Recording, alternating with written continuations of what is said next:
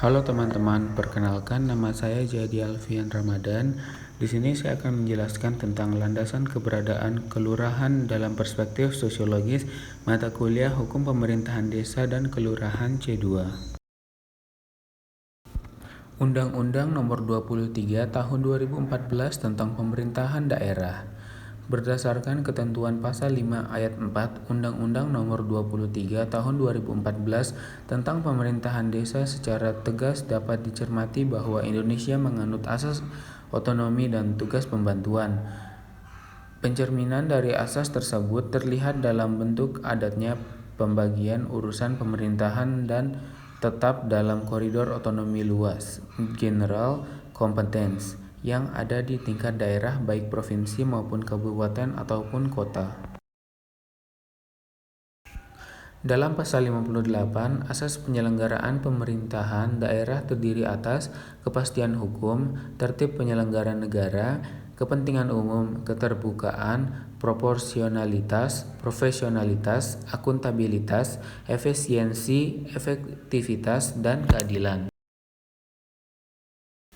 Pemerintah kelurahan memiliki peran signifikan dalam pengelolaan proses sosial di dalam masyarakat.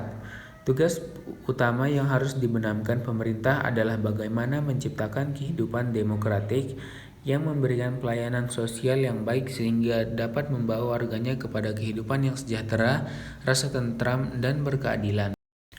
Kebijakan pemerintah daerah di bidang penyelenggaraan desa diharapkan mampu memberikan manfaat bagi iklim usaha dan menciptakan perekonomian yang menunjang pembangunan secara nasional. Salah satu kendala yang dihadapi pemerintah daerah dalam rangka percepatan pembangunan adalah masalah kemiskinan dan keterbatasan akses masyarakat atas sumber daya ekonomi, terutama di pedesaan. Dalam rangka mendorong pemerintahan daerah melaksanakan urusan pemerintahan yang benar-benar sesuai dengan karakter daerah dan mendukung terciptanya kesejahteraan masyarakat daerah. Berdasarkan ketentuan Pasal 9 Ayat 1 Undang-Undang Nomor 23 Tahun 2014, urusan pemerintahan diklasifikasikan ke dalam 3 kategori, yaitu terdiri atas urusan pemerintahan absolut, urusan pemerintahan kongruen, dan urusan pemerintahan umum. Perbedaan urusan pemerintahan sebagaimana dimaksud pada: yang pertama, urusan pemerintahan absolut sebagaimana dimaksud adalah urusan pemerintahan yang sepenuhnya menjadi kewenangan pemerintah pusat. 2. Urusan pemerintahan kongruen sebagaimana dimaksud adalah urusan pemerintahan bagi antara pusat dan daerah, provinsi dan daerah, kabupaten atau kota.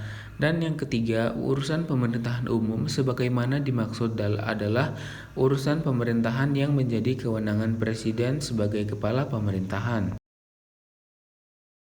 Berdasarkan Pasal 15 dalam Undang-Undang Nomor 23 Tahun 2014, pembagian urusan pemerintahan kongruen antara pemerintah pusat dan daerah, provinsi, serta daerah, kabupaten atau kota tercantum dalam lampiran yang merupakan bagian yang tidak terpisahkan dari undang-undang ini.